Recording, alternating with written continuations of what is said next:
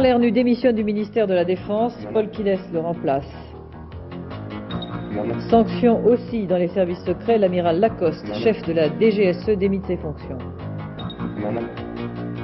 Au moins 1000 morts, des milliers de blessés, de disparus dans le tremblement de terre au Mexique, un bilan aggravé par la pauvreté et une économie malade. Premier festival international de la mode à Paris, rencontre de créateurs et d'industriels du monde entier. Mesdames, Messieurs, bonsoir. Un fidèle de la jeune garde succède au vieux compagnon de route. Paul Quilès remplace Charles Hernu, démissionnaire au ministère de la Défense, démission que nous vous laissions entendre hier soir après la lettre du président de la République au Premier ministre. Rien ne doit entamer la confiance que la nation et le gouvernement portent à l'armée. Croyez bien que j'y consacrerai tous mes efforts.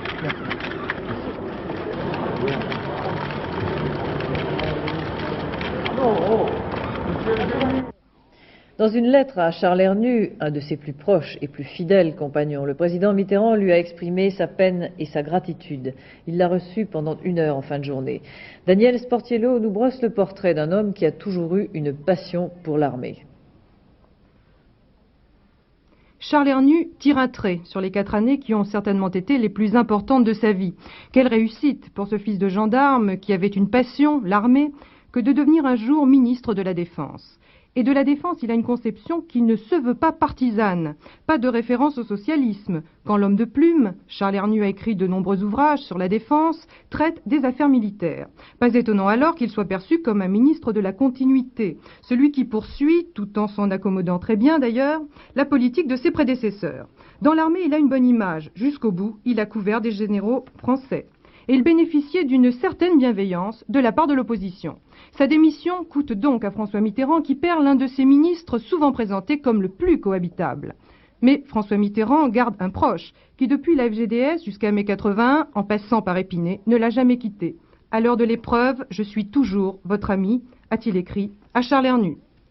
Un proche chasse l'autre. Même si Paul Quilès ne fait pas partie de la même génération politique. Il a adhéré au Parti socialiste après le congrès d'Épinay et très vite il est devenu, avec Fabius et Jospin, l'un des 3 lanciers de François Mitterrand. À Metz, Paul Quilès fut à la pointe du combat contre les rocardiens, aidant François Mitterrand à contrôler le Parti socialiste. Celui qui s'est attiré au congrès de Valence, le sobriquet de Robespol, pour ses positions tranchées, est tout désigné pour donner le coup de balai qu'on attend de lui dans la hiérarchie militaire. Jean Auroux, déjà secrétaire d'État au transport, remplace Paul Quilès et reprend tout le portefeuille urbanisme, logement et transport. Cette affaire d'espionnage qui a mal tourné est devenue une affaire politique. Les réactions en témoignent d'ailleurs. Et demain matin, nous déposons une demande de commission d'enquête, alors, plus seulement de contrôle des services secrets, mais d'enquête sur toute cette affaire. Parce que nous pensons qu'il y a là, et le Parlement et les parlementaires de tous les groupes ont à y participer, à faire la vérité que l'on ne connaît pas encore. Vous pensez donc qu'il faut aller plus loin? Alors il faut aller jusqu'au bout. Il faut savoir qui, pourquoi et comment. Le chef de l'État a essayé de cacher la vérité tout en la réclamant. Il doit donc s'exprimer clairement devant tous les Français. Quant au Premier ministre, M. Fabius, je lui renouvelle ma demande, comme président de la Commission des Affaires étrangères et des Forces armées du Sénat, de venir devant la commission que je préside pour s'expliquer. J'ai dit avant mon départ au président de la République et au Premier ministre que les blocages à la vérité qui se manifestaient devaient être surmontés très vite. Qu'il n'était pas possible que ce soit les médias qui nous informent sur un certain nombre de réalités ou d'hypothèses. Et j'ai fait des suggestions dans ce sens. Je constate que des décisions très importantes ont été prises, une sanction contre un haut responsable militaire qui a cru devoir cacher la vérité à ce qu'on m'a dit. Le ministre de la Défense, Charles Hernu, a assumé la situation qui s'est créée dans les derniers jours en donnant sa démission. Je le regrette pour lui. On peut peut-être s'étonner quand même, Lionel Jospin, qu'il ait fallu les dernières révélations de la presse pour en arriver à ces mesures. On peut s'en étonner et on peut le regretter. Mais néanmoins, la marche a été la marche vers la vérité. Et Et je pense que c'est ce qui est important. Le RPR, pour sa part, s'en tient à la déclaration de son secrétaire général Jacques Toubon à la radio. La démission de Charles Hernu ne suffit pas. La responsabilité du gouvernement reste engagée. L'attentat contre le Rainbow Warrior a eu lieu le 10 juillet. De silence en mystère, l'affaire a ensuite traîné pendant 2 mois. L'opposition restait prudente. Le cours des choses s'est brusquement accéléré cette semaine avec les révélations de la presse. Éric Pierrot. C'est une révélation du journal Le Monde qui a déclenché le processus fatal à Charles Hernu. Une 3e équipe de militaires français aurait fait sauter le bateau des écologistes. Toutes les explications officielles données jusque-là s'écroulent alors. L'opposition réagit rapidement. L'UDF, pour sa part, crie au mensonge. Aucune démocratie ne peut vivre dans le mensonge. Le RPR, de son côté, reste plus prudent. Dans la soirée, Charles Hernu affirme qu'aucun service dépendant de son ministère n'a reçu l'ordre de commettre un attentat contre le Rainbow Warrior. Au Conseil des ministres, François Mitterrand courroucé indique à Charles Hernu qu'il veut savoir. Et dans l'après-midi, le ministre de la Défense fait une courte déclaration à la presse. L'on m'a désobéi. Si l'on m'a menti, je le ferai immédiatement savoir et je demanderai au gouvernement d'en tirer les conséquences. François Mitterrand adresse une lettre à Laurent Fabius. Cette situation, écrit-il, ne peut plus durer. Le président de la République exige des têtes. Ce matin, Laurent Fabius propose à François Mitterrand de mettre fin aux fonctions de l'amiral Lacoste, le patron de la DGSE, et d'accepter la démission de Charles Hernu. Le ministre de la Défense n'est pas le seul démissionnaire. Le Premier ministre a sévi également à la tête des services secrets. Il a mis fin aux fonctions de l'amiral Lacoste, chef de la DGSE, familièrement appelée la piscine. Mais ce n'est pas seulement son chef qui est en cause, c'est tout son fonctionnement. Anne Rongère.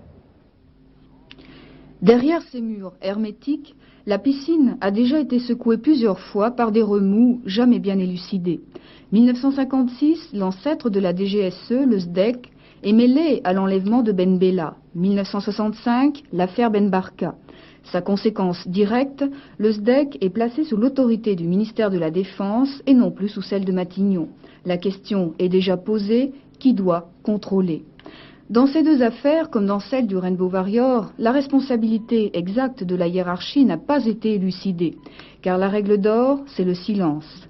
Un silence et un mutisme à l'origine des relations houleuses qu'entretiennent la DGSE et le pouvoir politique. Après l'arrivée de la gauche au pouvoir, certains honorables correspondants seront plus que réticents à donner leurs renseignements. Mais avec l'affaire Greenpeace, un degré supplémentaire est franchi. Ce qui est nouveau, c'est que le gouvernement constate publiquement son impuissance à connaître et donc à maîtriser les activités des services secrets. Ainsi, l'amiral Lacoste a-t-il refusé de répondre par écrit en invoquant sa conception de ses devoirs. La question est maintenant de savoir si après son départ et celui de Charles Hernu, la piscine livrera ses secrets. En intervenant directement et fermement, le président de la République a crevé l'abcès, mais on ne peut pas dire pour autant, Christian Dorec, que l'affaire soit terminée. Ben oui, c'est effectivement le problème qui se pose ce soir. Le fusible Hernu a fondu, mais est-ce suffisant pour désamorcer complètement l'affaire? Sans doute pas. L'implication de la DGSE dans le sabotage ne semble plus faire grand doute, mais une question essentielle reste ce soir sans réponse. Qui a donné l'ordre de couler le bateau? On sait que M. Quilles a 8 jours pour répondre. Et d'ici là, les enjeux politiques vont s'exacerber. Et 3 stratégies vont s'opposer. 3 stratégies qui apparaissent déjà ce soir, on l'a vu, très clairement. Tout d'abord, celle de la majorité et du gouvernement. Il va s'agir de restaurer cette notion qui, d'après M. Fabius, la distingue de l'opposition. Cette notion, la morale. Le mot de mensonge prononcé et écrit lui a fait grand mal, mais celui d'incompétence lui est-il préférable? La stratégie du RPR, qui ne repousse pas une éventuelle cohabitation l'année prochaine, va consister à attaquer le gouvernement avant le président de la République et peut-être à commencer à se déterminer différemment. L'UDF, hostile à la cohabitation, qui a indiscutablement ce soir gagné du terrain, eh bien l'UDF va devoir chercher à éclabousser le plus possible le président de la République en réclamant de nouvelles têtes, peut-être la sienne, après celle de Charles Hernu. Mais pour que le tableau soit complet, il faut dire un mot de la presse. Pour elle, pas de stratégie. Mais il s'est passé ces derniers jours quelque chose d'essentiel en France. La presse est devenue le 4e pouvoir cher aux anglo-saxons. Elle a fait son travail. Les radios, les télévisions, sans entrer en conflit avec le pouvoir, ont pu l'amplifier. Cela n'avait pas été possible au moment des affaires Ben Barka, Boulin ou bien Fontanet. Et ça, c'est plutôt réjouissant pour la démocratie. Au moins 1000 morts, des milliers de blessés et de disparus. 6 000, 10 000, on ne sait pas. C'est le bilan du tremblement de terre qui a détruit le centre de Mexico. Le bilan du séisme est d'ailleurs aggravé par un urbanisme sauvage et c'est aussi une catastrophe pour l'économie mexicaine déjà très mal en point. Marie-Claire Thiers et Véronique Bonenora.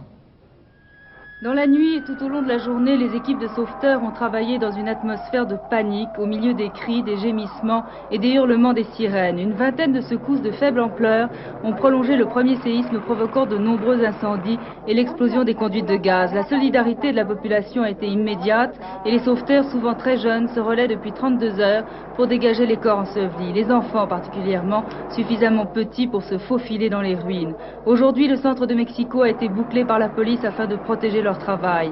La majeure partie de la ville est sans électricité, sans eau et sans téléphone, mais la population reste informée par les radios. Les dégâts de cette catastrophe ne sont pas encore chiffrés, mais s'annoncent très élevés. 3 États dévastés et plus d'un tiers de la capitale détruite, avec au-delà de la dévastation de multiples conséquences. C'est toute la désorganisation de la vie urbaine dans une agglomération de plusieurs millions d'habitants. Autrement dit, c'est non seulement ces gens sous les décombres, mais c'est la panique pour plusieurs millions de personnes. Ce sont des encombrements sur les routes qui peuvent durer des après-midi, des journées entières. Il n'est pas évident que cette désorganisation dure très longtemps. On s'aperçoit que, assez rapidement, les mécanismes fondamentaux de la vie économique reprennent. Autrement dit, je crois qu'il y a lieu évidemment toujours dans des circonstances de ce genre de faire la part du trait dramatique et du trait présent où il faut secourir les gens évidemment, mais en même temps il y a dans toutes ces sociétés, je ne doute pas que la société mexicaine soit comme les sociétés méditerranéennes, une énorme volonté de vivre et de survivre au même endroit. Une survie qui sera difficile pour ce pays lourdement endetté qui tente désespérément de sortir de sa crise économique. Le Mexique vit depuis déjà 3 ans à l'heure de l'austérité qu'il a dû s'imposer en août 82. C'était le bon élève donné en exemple par le Fonds monétaire international dont il a dû accepter les remèdes draconiens. Compression sévère des importations, réduction des dépenses avec des coupes sombres dans l'administration, lutte contre l'inflation, dévaluation du peso, des mesures qui ont entraîné une dégradation du niveau de vie. En échange, le FMI avait accordé au Mexique le rééchelonnement de sa dette qui atteint 97 milliards de dollars à des conditions impensables il y a quelques années. Mais si le Mexique finissait l'année 84 avec de bons résultats, ces derniers mois, son économie se dégradait à nouveau. La raison ? La chute des prix du pétrole dont dépendent 75% des recettes du pays. Un malheur n'arrivant jamais seul, le FMI va-t-il, en guise de sanction, suspendre ses crédits comme il l'envisage aujourd'hui? À moins qu'à la suite du tremblement de terre, il se laisse fléchir en accordant une aide d'urgence. En Afrique du Sud, libération sous caution du révérend père Bouzak, arrêté le 27 août dernier pour avoir organisé une manifestation contre l'apartheid et pour la libération du leader noir emprisonné Nelson Mandela. Le père Bouzak est accusé d'atteinte à la sécurité de l'État. Fin du conflit de la batellerie. Satisfaits des propositions du ministre des Transports, les mariniers ont décidé de lever leurs barrages. Avec leurs péniches, ils bloquaient la Seine depuis un mois. Ils avaient aussi paralysé 70 trains de céréales.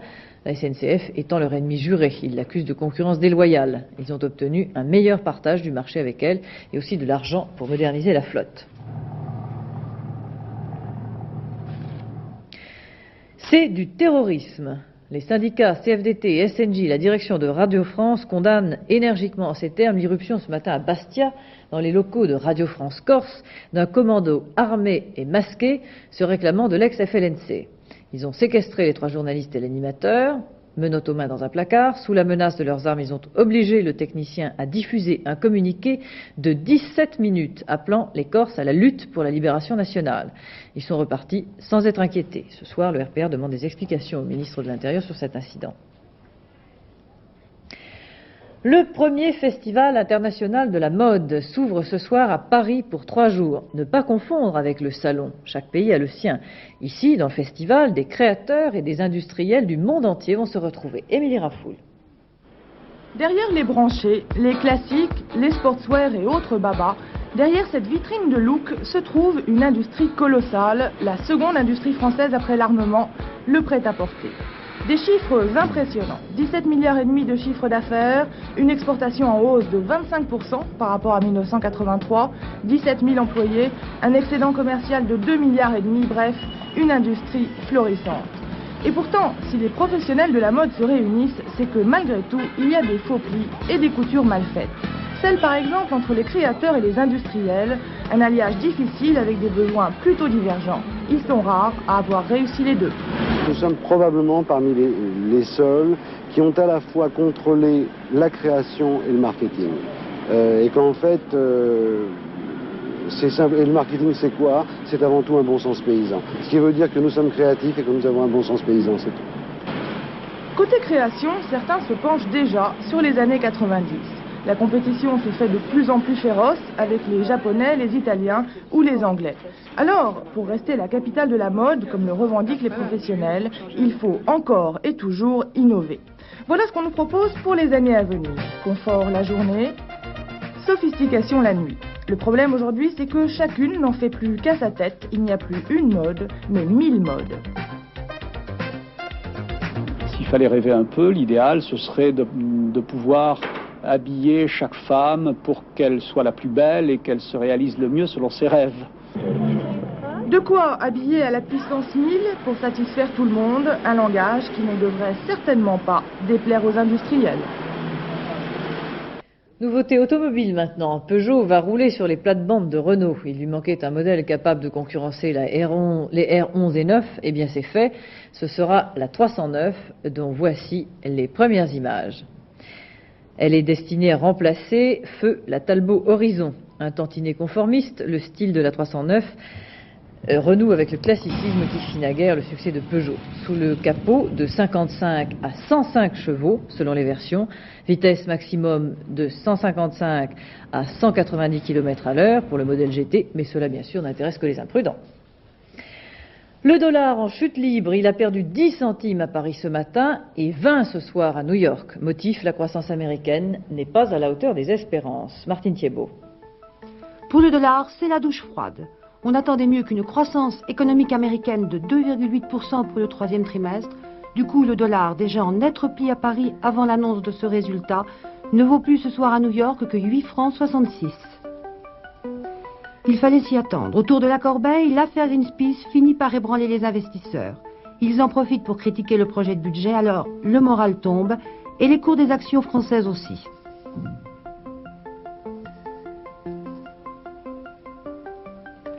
Wall Street est également au rythme de la douche écossaise. Décidément, l'indice Dow Jones n'arrive pas à tenir durablement au-dessus des 1300, car on reproche à l'économie américaine de manquer de souffle et singulièrement dans l'industrie.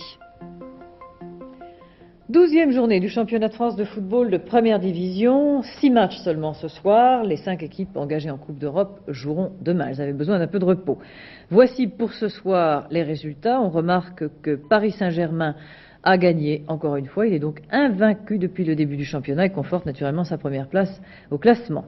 Pour le reste, je vous laisse lire les résultats. Un match nul, Sochaux-Nancy 1-1. Un autre match nul, Strasbourg-Marseille 0-0. Victoire à l'extérieur de Brest. Et enfin, victoire sur place de Bastia. Encore des chiffres, cette fois ce sont ceux du tiercé. Le tiercé de demain à Évry dans le prix d'Auxerre. Les pronostics de M. Courtine. Sur les 20 partants, il a choisi les numéros 3, 2, c'est bien le 2, qui sont joker 5, 10, 13, 14 et 16. Enfin, le temps pour demain. Le matin, beaucoup de nuages près de la Manche, sur l'Aquitaine et la Côte d'Azur, mais l'après-midi, comme partout ailleurs, grand et beau soleil. Du brouillard, souvent, le matin. Demain soir, vous allez quand même voir un petit coup d'œil sur les températures. Et bien, comme vous voyez, elles sont encore très estivales.